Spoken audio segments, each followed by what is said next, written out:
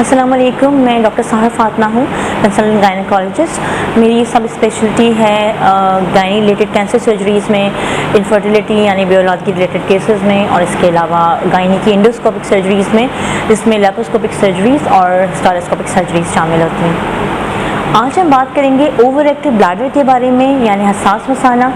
ये एक ऐसा मसला है जो ख़वातीन और मर्दों दोनों में पाया जाता है, और ना सिर्फ ही कि उनकी फ़िज़िकल हेल्थ को मुतासर कर रहा होता है, बल्कि उनके लिए एम्बैरसमेंट और सोशल आइसोलेशन की वजह भी बनता है। ओवर एक्टिव ब्लैडर या हसास मसाने की एक बीमारी होती है जिसमें मसाने के पट्टे या मसल इनवॉलेंट्री यानी बेइरादी तौर पे कॉन्ट्रैक्ट हो जाते हैं। ये उस वक्त भी होता है जब आपके ब्लैडर भरा हुआ नहीं होता। हसास मसाने की बीमारी एक ऐसी बीमारी है जो मर्द और ख़वातीन दोनों में पाई जाती है। हसास मसाना यानी ओवर एक्टिव ब्लैडर की बीमारी एक ऐसी बीमारी होती है जिसमें मसाने के पट्टे यानी मसल्स बेइरादी तौर पे कॉन्ट्रैक्ट कर जाते हैं यानी सिकुड़ने लगते हैं। ये उन कंडीशन में भी सिकुड़ने लगते हैं जब मसाना पूरा भरा नहीं होता, इसलिए पेशाब की हाजत ज़्यादा हो जाती है, और जैसे ही पेशाब आता है जिसको भी ये मसाइल हो उनको बाथरूम के लिए भागना पड़ता है, वरना वो पेशाब को कंट्रोल नहीं कर पाते और पेशाब निकल जाता है। आमतौर में इसकी अलामत ये होती है कि लोगों को दिन में बार बार पेशाब आता हो, जिस तरह 8 दफ़ा या उससे ज़्यादा दिन में उनको पेशाब करने जाना पड़े, रात में बार बार पेशाब आए 2 दफ़ा या उससे ज़्यादा, वो नींद में से उठें पेशाब करने के लिए, या पेशाब कंट्रोल ही ना हो, जिस तरह पेशाब की हाजत हो फ़ौरन से बाथरूम जाना पड़े वरना वो पेशाब को कंट्रोल ना कर पाएँ। कुछ कंडीशन में छींकने, खांसने में, हंसने पे या कोई सामान उठाने के दौरान भी यूरिन लीक हो जाता है यानी पेशाब के खतरे गिरने लगते हैं। ओवर एक्टिव ब्लैडर के बारे में जैसे मैंने कहा कि इस बीमारी का वजह ये होती है कि मसाने के पट्टे गैर इरादी तौर पे सिकुड़ने लगते हैं।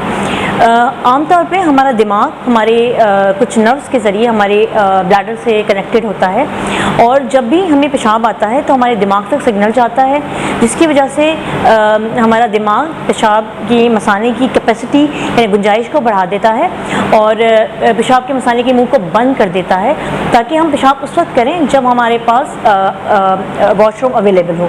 और बहुत दफ़ा ऐसा होता है कि अगर हमारे पास वॉशरूम अवेलेबल नहीं है तो हम अपने पेशाब को कंट्रोल कर लेते हैं। जिनको ओवर एक्टिव ब्लैडर हो वो ये कंट्रोल नहीं कर पाते और यूरिन लीक हो जाता है। इसकी वजह बहुत सारी हो सकती हैं। हो सकता है कि ब्रेन से जो सिग्नल्स नीचे आ रहे हों यानी नर्व्स, उनमें कोई प्रॉब्लम हो जिसकी वजह से सिग्नल्स कंट्रोल के नहीं आ रहे हों।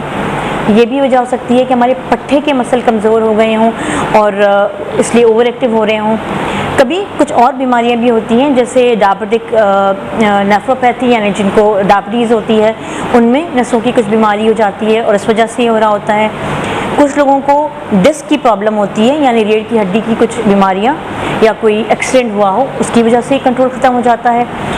इसके अलावा बहुत सी और बीमारियां हो जाती हैं, जिस तरह पार्किंसोनिज्म, डिमेंशिया, ये कुछ ऐसी बीमारियां हैं जिसमें पेशाब का कंट्रोल ख़त्म हो जाता है। पेशाब के रुकना रुकने की वजह यह भी हो सकती है कि मसाने में कोई डिफेक्ट हो, जिस तरह के मसाने के अंदर पत्थर हों, या फिर ये भी हो सकता है कि जिस तरह ख़वातीन में फाइब्रॉइड यानी बच्चेदानी की रसोली या अंडेदानी की रसोलियाँ होती हैं, या मर्द हज़रात में कोई और ट्यूमर या रसोली होती है जो मसाने को प्रेस कर रही होती है, उसकी वजह से वो ओवर सेंसिटिव हो जाता है और पेशाब रोक नहीं पाता। पेशाब का इन्फेक्शन भी एक वजह हो सकता है यूरिनरी इनकॉन्टिनेंस की, और इसके अलावा ये ऐसे लोगों में ज़्यादा होता है जो अल्कोहल ज़्यादा लेते हैं या कैफ़ीन ज़्यादा ले रहे होते हैं।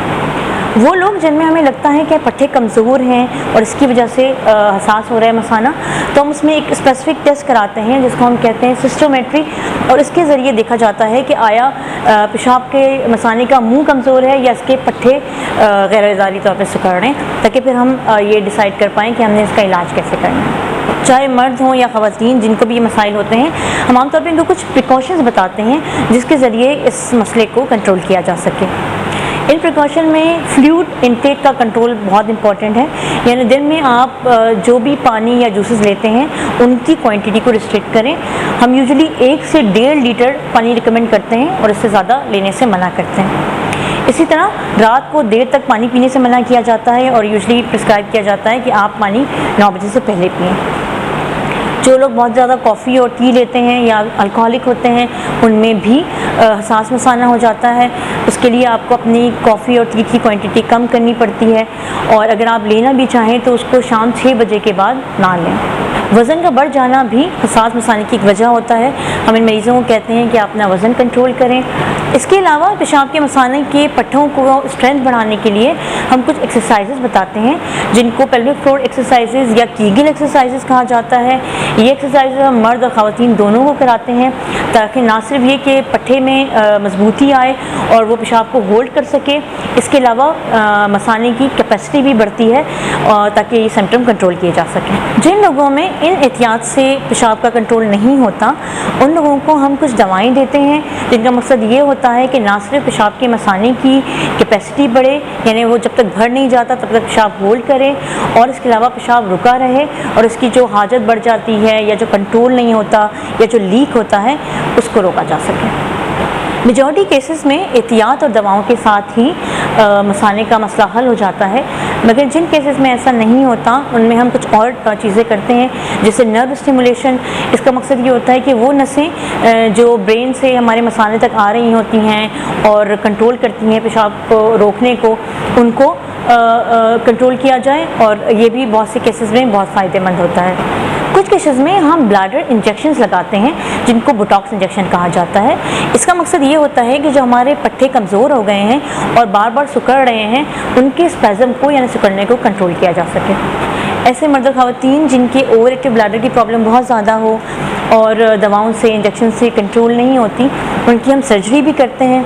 ये आमतौर पर सिर्फ एडवांस केसेस में किया जाता है, जिसमें डिफरेंट तरीक़े आजमाए जाते हैं, जिसमें ब्लैडर को स्ट्रेंथन करने के लिए कुछ सर्जरी कर भी जाती है, और कभी कभी यूरिनरी डाइवर्जन भी होती है। और आमतौर पर ये सर्जरीज हम उन केसेस में करते हैं जिनमें बहुत एडवांस केसेस हों, और यूजुअली मेजॉरिटी लोग, जिनमें 90% लोग शामिल हैं, उनको एहतियात के साथ और दवाओं के साथ ही मसाने का कंट्रोल हासिल हो जाता है। जिन मर्द और ख़वातीन को ये प्रॉब्लम होती है, उनकी वजह से ना सिर्फ ये कि उनको फ़िज़िकल परेशानी होती है, बल्कि उनको सोशल आइसोलेशन भी हो जाती है। वो एम्बैरेसमेंट फ़ील करते हैं, उनको अपने काम के दौरान बार बार बाथरूम जाना पड़ता है, जिससे क्योंकि उनका ब्लैडर कंट्रोल नहीं होता, जिससे उनको एम्बैरेसमेंट भी होती है। फिर ऐसे लोग आमतौर पर सोशली आइसोलेट हो जाते हैं, वो कहीं आना जाना भी छोड़ देते हैं। सो ये कुछ ऐसी तदाबीर हैं जिनको आप अपना के इस चीज़ को कंट्रोल कर सकते हैं। अगर आपको ऐसी कोई भी कंप्लेन हो, जिसमें पेशाब का बार बार आना, रात में पेशाब आना, पेशाब का जल्दी निकल जाना, या पेशाब कंट्रोल ना करने की तकलीफ़ शामिल हो, तो हमसे रुजू करें। ये बीमारी कंट्रोलेबल है और 90% केसेस में सिर्फ एहतियात से और दवाओं से इसको कंट्रोल किया जा सकता है। Thank you so much for watching this video. अगर आपने इस बारे में कुछ और मालूमात करनी हो तो आप हमें यूट्यूब चैनल पे मैसेज कर सकते हैं, हमसे ऑनलाइन कंसल्टेशन कर सकते हैं, या आप हमें अपने क्लिनिक पे विज़िट कर सकते हैं। Thank you so much for watching this video.